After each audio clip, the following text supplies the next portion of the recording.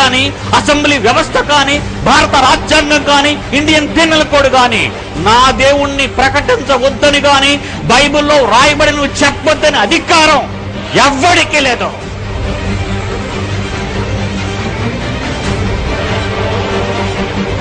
ఇది కాదనే మగాడు ఎప్పుడు మైదానంలో ఉంటే come on, welcome to the stage.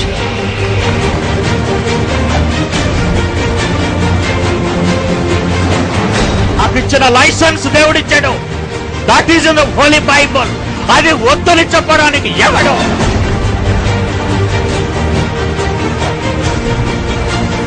నేను చెప్పిన మాటను ఉన్నది ఉన్నట్టుగా చెప్పిన మగాడు మనగాడు పుట్టాలని కోరుకున్నాడు. ఆయా తరాలలో ఆ మనుష్యుల మధ్య పుట్టించాడు. ఈ తరంలో నేనుగా మీ ముందుకు వచ్చాను. దేవుని పిల్లలారా, ఐ లవ్ యూ. మిమ్మల్ని నేను ప్రేమించాను.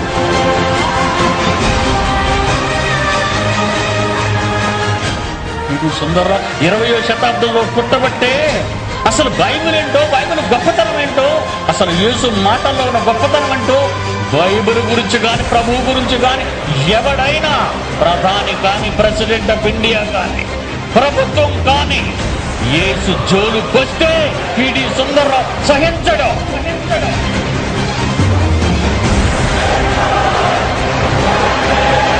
మీ ఆత్మలను రక్షించుటకు శక్తిగల వాక్యాన్ని సాత్వికంతో స్వీకరించండి.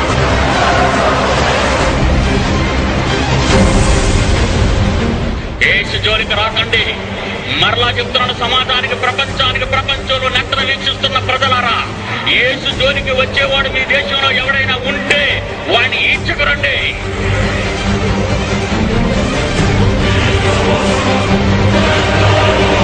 నేను సింహగర్జన అధికారపూర్వకంగా ప్రపంచ మేధావులారా కబడ్డారంటూ ఎవరెవరిని ఎలా ఓడించానో రాసిన పుస్తకం అండి.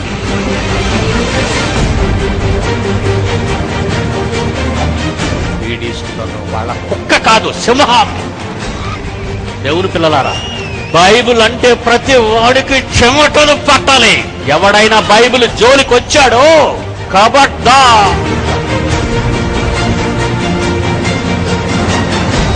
నీది తప్పు అనే మగాడు వేరెవడైనా ఉంటే పిడి సుందర్రావుని ఢీకోవాలి. అంత దమ్ములు ఇండియాలో ఉన్న ఏ ఒక్కడికి లేవని పిడి సుందర్రావుకు తెలుసు.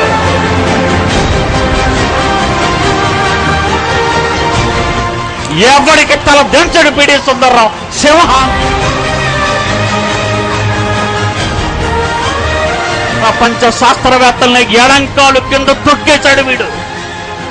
ప్రపంచ శాస్త్రవేత్తలు ఏమనుకుంటున్నారు?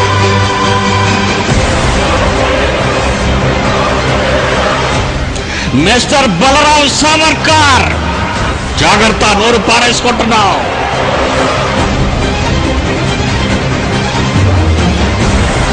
ఉన్నారు ఎవరైనా మీడియా వాళ్ళు? మగతనం ఉంటే, మరలా చెప్తున్నాను మీడియాకి, మగతనం ఉంటే ఎవడైనా శాస్త్రవేత్తలు తీసుకొని రావాలి. లేదా చేత కాదని no why keep quiet, shut up.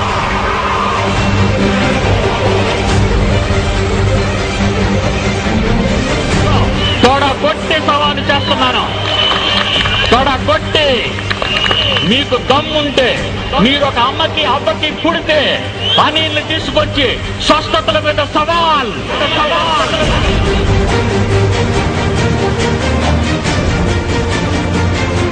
కత్తి పదునే కొండ్రి పదును వచ్చాడా ప్రపంచానికి ఓడించి అప్పగిస్తాను. బాహాటంగా ఓడించి ప్రపంచానికి బాహాటంగా అప్పగిస్తాను. ఎవడు దొరుకుతాడని చూస్తున్నాను. ఎవడు వీడు? వాడే జయశాలి. వెండులో ఎవడికైనా ఒడుగు పుట్టిస్తాడు.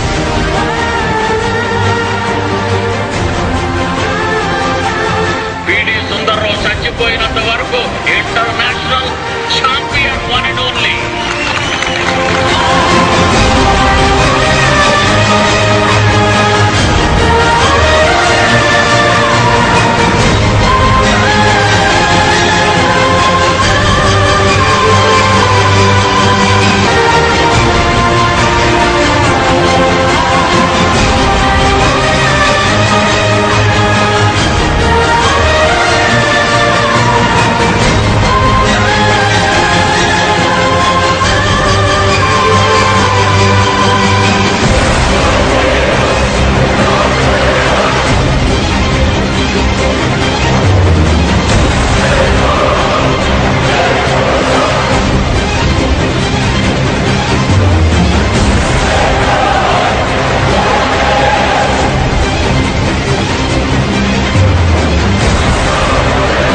సింహగర్జన.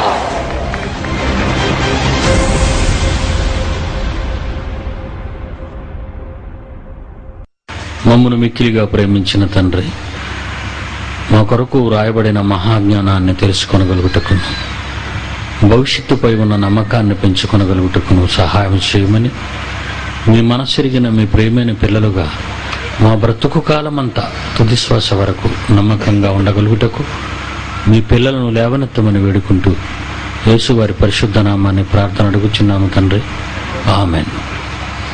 ప్రియమైన దేవుని పిల్లలారా, ఎవరి కోసం పని చేస్తున్నావు పొలంలో? నీ కోసం. ఎవరి కోసం వస్తున్నావు ఇక్కడికి? నీ తండ్రి కోసం. నీకు ఖాళీగా ఉన్నప్పుడు సభలు ఏర్పాటు చేయమని ఎక్కడుంది? నీకు ఖాళీగా దొరికిన సమయం అడిగి మేము సభలు బుక్ చేయాలా? చాలా మంది కన్వీనర్స్ అయ్యే చెప్తారు నా దగ్గరికి వచ్చి, అయ్యగారు మాకు ఈ డేట్లు అయితే అనుకూలంగా ఉంటాయి. ఎందుకు బాబా అని అడుగుతాను. మా పనులండి, మా ఊర్లో ప్రజలందరూ రాలేరు, రాబోతే పోనవండి అంటాను. రాబోతే పోనవండి. రేషన్ కార్డులు ఇస్తున్నామంటే మండల ఆఫీస్ దగ్గర వెళ్ళి తన్నుకుంటారు లైన్లో నిలబడి. ఏమండి, ఏవైనా పంచుతున్నారు అంటే ఒకరి మీద ఒకరు నలిగిపోతారు, బట్టలు దించుకుంటారు. ఏ తలక మాసిన వాడు కొత్త సినిమా వచ్చిందంటే ప్రాణాలు పోగొట్టుకుంటారు ఆ లైన్లో నిలబడి. దేవుని దగ్గరికి రావడానికి మీకు పనులు ఉండకూడదా? ఆహా, అయితే అందుకే మీకు లారీలు పంపుతున్నారు, అందుకే మీకు ట్రాక్టర్లు సప్లై చేస్తున్నారు, అందుకే మీ ఊరికి బస్సులు ఎడుతున్నారు. ఎందుకు? తరలించడానికి. అప్పుడు మీరేమడుగుతారు? ట్రాక్టర్ అయితే తెచ్చారు కానీ మాకు భోజనం ఎవరు పెడతారు ఈ 4 రోజులు? అది కూడా పెడతాం మేము. అలా తయారయ్యారండి ప్రసంగికులు. వాళ్ళది బిజినెస్ అండి, వాళ్ళది. వాడు కసాయివాడు. కసాయివాడు కనుక మీకు పెట్టుబడి పెడుతున్నాడు. వాడు దొంగవాడు, గొర్రెల కాపరి కాడివాడు. జనాన్ని చూపించి ప్రజల విదేశాల్లో కూడా దండుకోవాలి, ముష్టెత్తుకొని బతుకుతాడు వాడు. అందుకే జనాలను రప్పిస్తాడు బళ్ళ మీద. మీకు బస్సులు ఇస్తాడు, డబ్బులు ఇస్తాడు, ఇక్కడ లాడ్జీలు తీస్తాడు మీకు. అలాడదా ఇది? అంటే ఇవన్నీ పెడితే నువ్వు దేవుడి దగ్గరికి వస్తావా? ఇక్కడేమన్నాడు రోమాపత్రిక 12వ అధ్యాయంలో? దేవునికి అనుకూలమైన సజీవ యాగంగా నీ శరీరాన్ని నాకిచ్చే అన్నాడు. నాకిచ్చే నీ శరీరాన్ని. పాలు ఇవ్వని గేదెని నువ్వు అమ్మేస్తావు, గుడ్డు గేదెని. గుడ్డు పెట్టని కోడిని పూసేయండి అంటారు.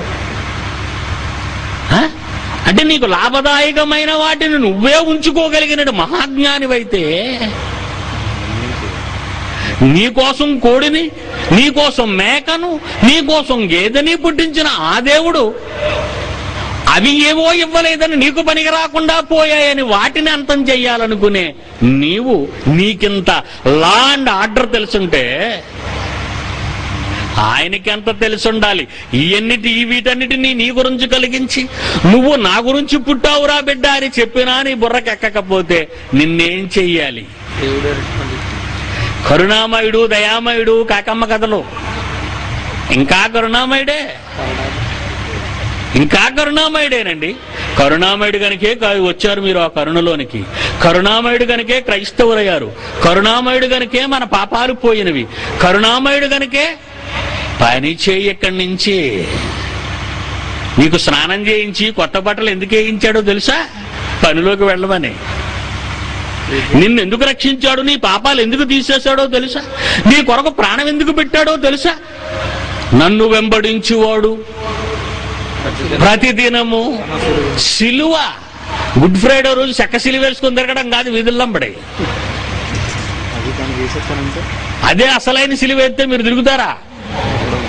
ఏమండి, సంఘంలో ఈసారి 10 టన్నుల బరువున్న సిలువ ఎవరి మీద పెడదామని అంటే నేను రాను బాబు అదేదో ట్రాక్టర్ మీద వేసి ఊరేగించేద్దామంటారు. ఏం కష్టపడతారు దేవుని కోసం? మీరు దేవుని కోసం ఎలా పని చేయగలరు చెప్పండి? జనాలను సృష్టించాడు దేవుడు. భూమిని నిండించండి అన్నాడు. నిండించేయి ఆదాము, నిండించేయి భూమిని. నేను కలిగించిన వాటన్నిటిని నా పిల్లలు తినాలి.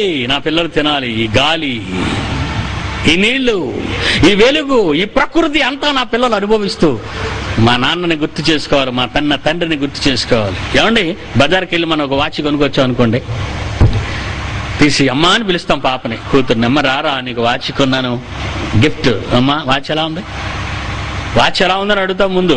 డాడీ చాలా బాగుంది డాడీ, డాడీ నాకు నచ్చింది కొన్నారు డాడీ మీరు, డాడీ మీకు నిజంగా థ్యాంక్స్ డాడీ, డాడీ నా మనసులో ఇదే వాచ్ అనుకున్నాను డాడీ, మీరు ఎలా తీసుకురాగలిగారు డాడీ అంటుంటే ఆ మాటలు విని మనల్ని మనం మర్చిపోతుంటాం. అందుకే తెచ్చాం.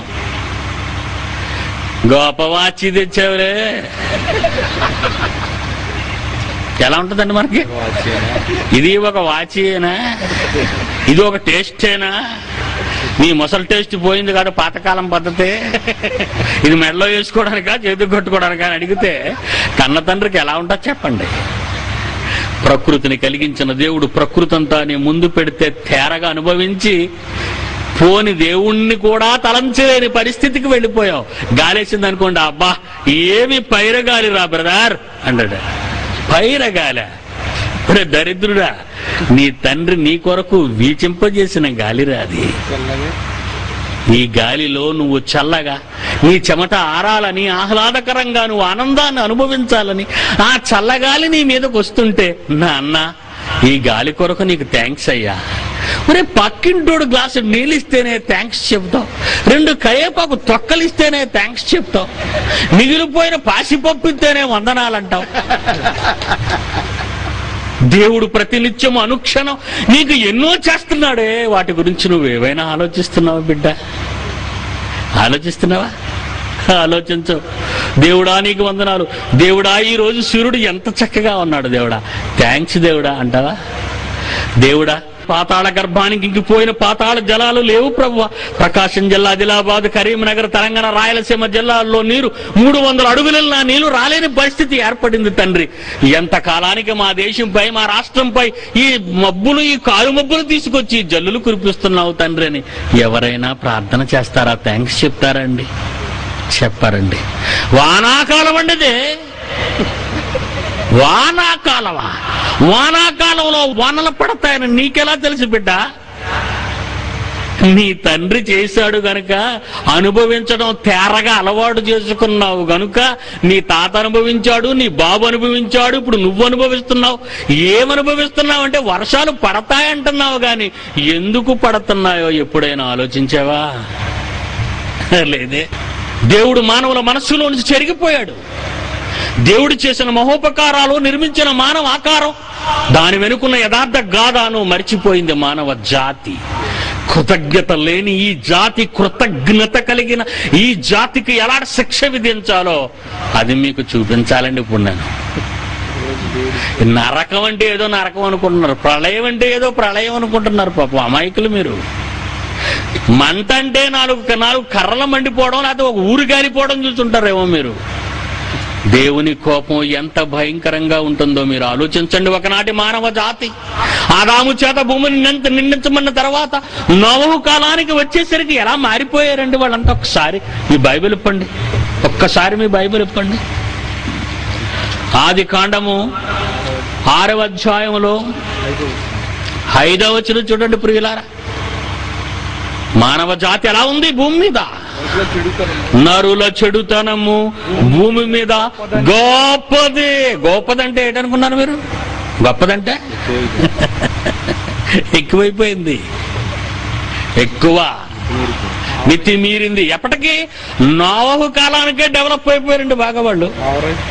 ఓవరు నరులు చెడుతనము భూమి మీద గొప్పదై వారి హృదయం యొక్క తలంపులలోని ఊహాంతయు ఎల్లప్పుడూ పోనీ ఒక రోజు కాకపోతే ఒక రోజైనా, ఒక క్షణం కాకపోతే మరో క్షణమైనా నన్ను ఆలోచిస్తారా అని దేవుడు చూశాడండి. లేదు.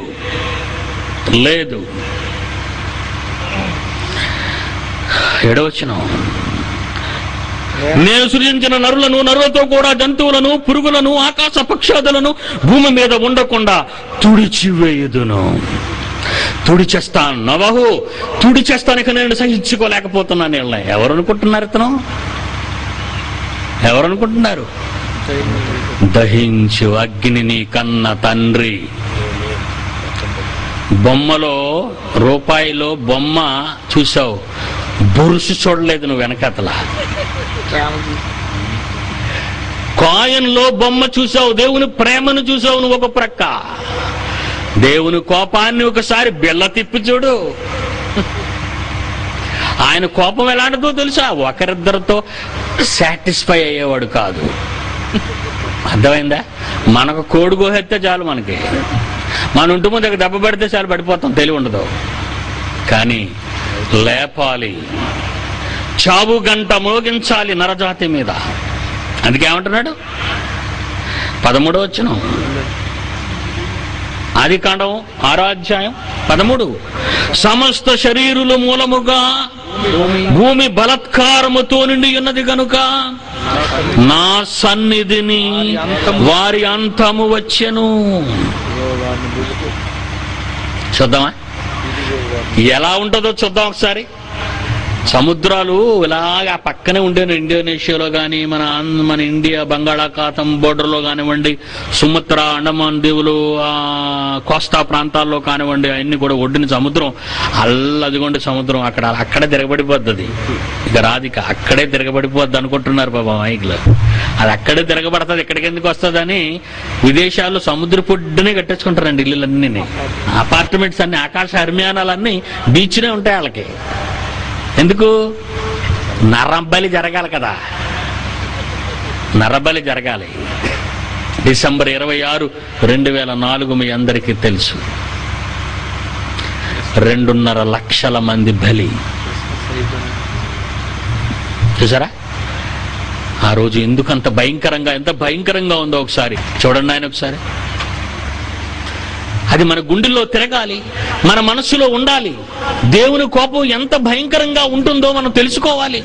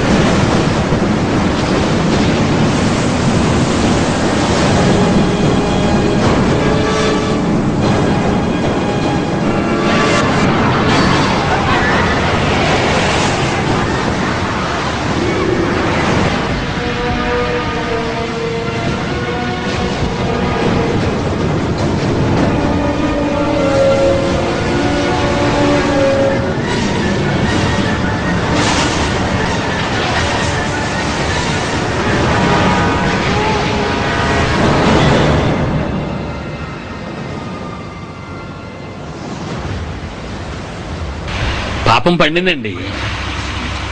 పాపం పండితే మనిషి ఏమన్నాడో తెలుసా? దానికి ఏం పేరు పెట్టాడో తెలుసా? ప్రకృతి కన్నెర్ర చేసింది అంటున్నాడు. ఇడికైనా బుర్ర ఉందండి? ప్రకృతి ఏమి చేసిందట? దానికన్నా నీడెప్పుడు చూశాడు? అరే బచ్చా, ప్రకృతి కన్నెర్ర కాదురా, నీ సృష్టికర్త కన్నెర్ర చేశాడు. నీ కళ్ళు నెత్తి మీదకి వస్తే ఆయన కళ్ళు ఎర్రజీరలతో నిండిపోతాయి. ఆదికాండం 19వ అధ్యాయం 23. లోతు సోయరుకు వచ్చినప్పుడు ఆ దేశమున సూర్యుడు ఉదయించెను. అప్పుడు యెహోవా సొదొమ మీదను గొమొర్రా మీదను యెహోవా యొద్ద నుండి గంధకమును అగ్నిని ఆకాశము నుండి కురిపించి ఆ పట్టణములను, ఆ మైదానమంతను, ఆ పట్టణములో నివసించే వారందరినీ, చివరికి నేల మొలకలను నాశనము చేశాను. ఏమండి, ఎందుకండి అంత కోపం వచ్చింది దానికి? ఎందుకండి? వాళ్ళ పిల్లల గురించి 19వ అధ్యాయంలో వాళ్ళ పిల్లలు ఎలాగైపోయారట ఏనన్నా? 19వ అధ్యాయం 3-4 వచనాలు. దేవదూతలు వచ్చారు కదండి లోతును కాపాడదామని ఆ ఇంటికి. ఆ ట్విన్ సిటీ సొదొమ గొమొర్రా పట్టణాలకి ఎవరైనా కొత్త చుట్టాలు వస్తే ఆ చుట్టాలనట ఆ ప్రజలకు ఇచ్చేయాలట. దేనికి? కాలు గడికి దండం పెట్టడానికి కాదు, భోజనం పెట్టి పాడు చేయడానికి. ఆడమ్మగా లేదు కళ్ళకి. అమెరికాలో చూడండి, 2 మగోళ్ళు పెళ్లి చేసుకోవచ్చు, చట్టం చేస్తారు తెలుసా మీకు? అమెరికాలో 2 మగోళ్ళు పెళ్లి చేసుకోవచ్చు, యూరప్ దేశాల్లో 2 మగోళ్ళు పెళ్లి చేసుకోవచ్చు. ఏమండి ఇదేమైనా బాగుందా? పోపు ఎక్కడున్నాడండి? పోపు ఎక్కడున్నాడు? యూరప్లోనే ఉన్నాడు. 2 మగోళ్ళు పెళ్లి చేసుకోవచ్చా? 2 ఆడవాళ్ళు పెళ్లి చేసుకోవచ్చా? పురుషునితో పురుషుడు, స్త్రీతో స్త్రీ అవాచ్యమైనది చేయొచ్చు అని రోమపతి 1వ అధ్యాయం ఆడ బైబిల్లో లేదా? అమెరికాలో బైబిల్లో లేదా?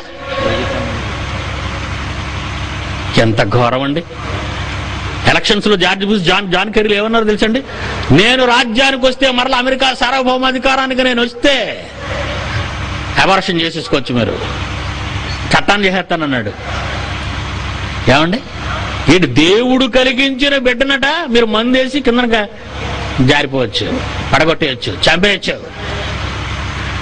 ఏమండి బైబుల్ ఎవరికి చెప్పాలి? అమెరికా వాళ్ళు వచ్చి ఇండియాలో తిరుగుతారండి మనకు చెప్పడానికి. నిజంగా మన దేశం ఎంత మంచిదండి. మంచిది కదండి మన దేశం, ఎంత మంచిదండి బాబు. ప్రతివానికి సొంత భార్య ఉండవాలను, ప్రతివానికి 20-30 వరకు ఉన్నా పర్వాలేదు అని ఎక్కడ ఉందండి బైబిల్లో? ఎక్కడ ఉందండి? ప్రతివానికి సొంత భార్య ఉండాలా.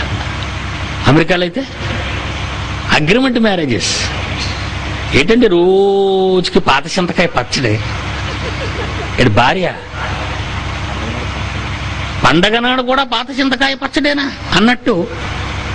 ఇదిగో 2 సంవత్సరాలు మన ఇద్దరు ఎంజాయ్ చేసుకుందాం, కాపురం చేద్దాం, పిల్లలు పుట్టకుండా చూద్దాం, పుట్టినా పర్వాలేదు. 2 ఏళ్ళ తర్వాత అగ్రిమెంట్ మ్యారేజ్ అంటారు దీన్ని. ఏమండి, 2 సంవత్సరాలు అయిపోయిన తర్వాత నువ్వు వెళ్ళిపో, నేను వెళ్ళిపోయా. ఈమెయిల్ మరొకరిని చేసుకుంటుంది, ఈయనెళ్ళి మరొక దాన్ని చేసుకుంటాడు. ఏమండి, యూరప్ కంట్రీస్లో ఇది కామన్ అయిపోయిందండి. వెస్టర్న్ కంట్రీస్లో, అమెరికాలో, యూరప్ దేశాల్లో ఇవన్నీ కామన్ అయిపోయి. మరి ఈ రాజ్యాంగాన్ని, చట్టాన్ని ఎవడంటే తయారు చేశారు అమెరికాలో? ఏంటి, అమెరికా నుంచి ఇక్కడ మనకు బాధ చేయడానికి వస్తున్నారు. నిజంగా సాంప్రదాయం కలిగిన భారతదేశం మంది, భారతీయులం మనం. దీనికి ఒక గౌరవం ప్రపంచంలో, ఒక ఆధిక్యత ఈ దేశానికి ఉంది. ఐఎమ్ ఇండియన్ చెప్పుకోవడానికి గర్వపడుతున్నాను. I'm not American. ఆ చట్టాలు బాగులేవు, కలుషితమైన చట్టాలు. బైబిల్ కలిగిన దేశాలే, బైబిల్ లోనివి గౌరవించని వారుగా, పార్లమెంట్ అంతా క్రిస్టియన్, సెనేట్స్ అందరూ క్రైస్తవులు. వాళ్ళకేమైనా సిగ్గుందండి? వాళ్ళకేమైనా భయం ఉందండి? వాళ్ళు వాళ్ళ దేశానికి బోధ చేయకుండా వాళ్ళంతా తలకమాసంలో మనకు బోధ చేయడానికి వస్తున్నారు. ఏం బోధ చేస్తావు? ఏంటి చేసేది నువ్వు బోధ? ముందు నీ దేశాన్ని సరిదిద్దుకోరా.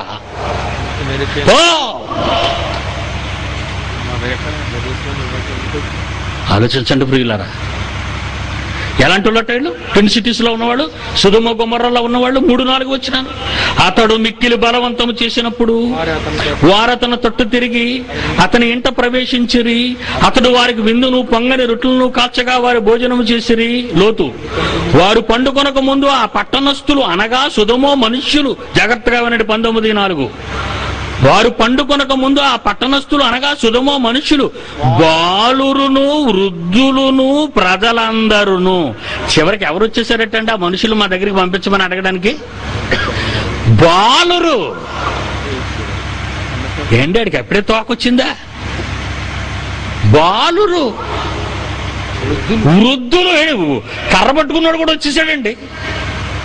మీ ఇంటికి చుట్టాలు మా దగ్గర పంపించేయండి అని.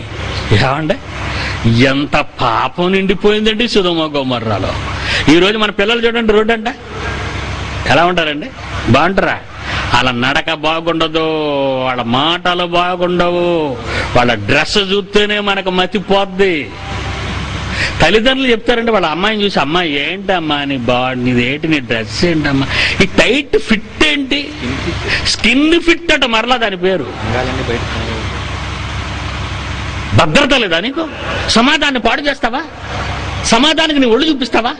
కాబోయే భర్తకు చూపించు. నీ దాంపత్యంలో నువ్వు ఆలోచించు. సమాధాన్ని చెరపటానికి అనేక మంది యువతుల మనసులు మార్చడానికి ఎందుకయ్యా నీకు డ్రెస్? ఈరోజు బాలురు ఏ పరిస్థితిలో ఉన్నారు? ఒక 12 ఏళ్ల బాలిక బలత్కరించబడుతుందండి. 7-8 ఏళ్ల ముక్కుపచ్చలారిన పాలబొగ్గల ఒక బాలిక అత్యాచారం చేయబడుతుందండి. దేనికి? ఈ సినిమాలు, ఈ పోస్టర్లో, ఈ నటన, ఈ మీడియా. ఆలోచిస్తుందా ఏ దేశమైనా? ఎక్కడి నుంచి అండి స్టార్ ఛానల్స్ అన్నీ వచ్చాయి? విదేశాల నుంచి. ఏంటి, ఏముంది అందులో? ఏమీ లేదు. Everything sex. సొదొమ గొమొర్రాలలో ఎలా ఉందో ఒకనాటి పరిస్థితి, ఈ రోజు ప్రపంచ పరిస్థితి అదే. చదవండి. సొదొమ మనుషులు బాలురును వృద్ధులను ప్రజలందరూ నలుదిక్కుల నుండి కూడి వచ్చి ఆ ఇల్లు చుట్టువేసి లోతును పిలిచి, ఈ రాత్రికి నీ యొద్దకు వచ్చిన మనుషులు ఎక్కడా? మేము వారిని కూడునట్లు మా యొద్దకు వారిని వెలుపలికి తీసుకురమ్మని చెప్పగా, ఏడు మొసలోళ్ళునా, కుర్రోళ్ళు పిల్లలునా? ఎంత దారుణం అండి. మరి దేవుడు కళ్ళు ఎర్ర చేయొద్దా? కళ్ళల్లో దేవునికి ఎర్రచారలు రావద్దా? వీళ్ళ తినేయొద్దా? వీళ్ళని తుడిచేయొద్దా? తుడిచేస్తాడు. అంత్యకాలపు పిలుపు, చివరి గడియ మేలు కొలిపిది. జయశాలి కాలంగళ నుండి వెలువడిన ప్రపంచ మానవ శాస్త్రాలను తలక్రిందులు చేసే అద్భుత ప్రసంగ ఆడియో, వీడియో, సీడీలు మరియు డీవీడీల వరకు మమ్మల్ని సంప్రదించగలరు. మా చిరునామా Bible open university India international, Akkayyapalem, Visakhapatnam, Andhra Pradesh, India. మా ఫోన్ నంబర్స్ 0891274575, 2720027, 2597799. మా వెబ్సైట్ www